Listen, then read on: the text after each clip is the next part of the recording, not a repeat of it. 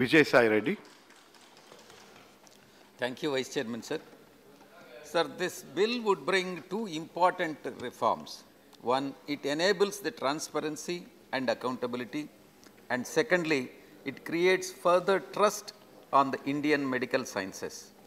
Sir, this bill, if adopted, would establish two national commissions, and these two commissions to promote the availability of affordable healthcare services and to streamline the functions related to academic standards, evaluation, assessment, and accreditation of educational institutions. Therefore, it is very important. I, on behalf of my party, stand to support this bill. Sir, this bill addresses two various bottlenecks in the functioning of the present council.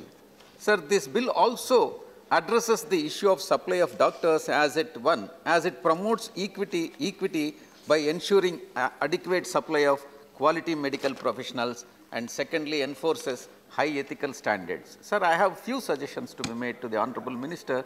Sir, many members in the House, particularly from the opposition side, have raised the issue of non-inclusion of yoga and naturopathy. And in fact, 115th report, departmental related standing committee on health and family welfare has specifically stated that these two are important. They are to be included in this bill. However, they are excluded. It is very unfortunate, and I request the Honorable Minister to include these two also in the bill. Sir, this yoga and naturopathy are left unregulated, then the system of medicine cannot have uniform professional standards and accreditation process, therefore posing an impediment and not at par with the other Indian system such as Ayurveda, homeopathy and Unani, sir. Sir, I draw your attention to clause 11, subclause 2 and C of NSCIM bill may result in disproportionate representation of the branches, sir, branches of various branches, what have been referred to in the bill.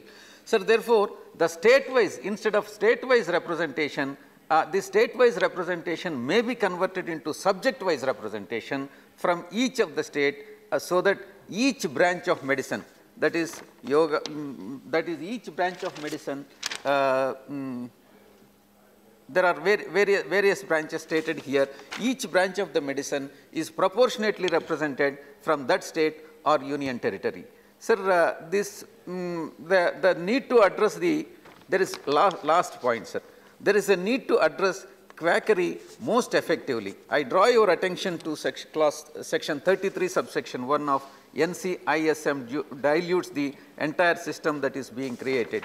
Sir, your attention is drawn to 33.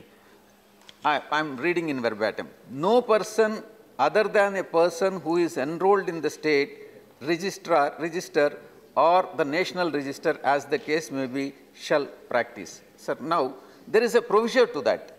In the provision, provided that the commission may permit a qualified person to practice in Indian system of medicine without qualifying the national exit test in such circumstances for such period as may be specified by regulations. This dilutes the very objective of the provision. I therefore draw the attention of the Honorable Minister to plug up this loophole, and we stand to support this bill.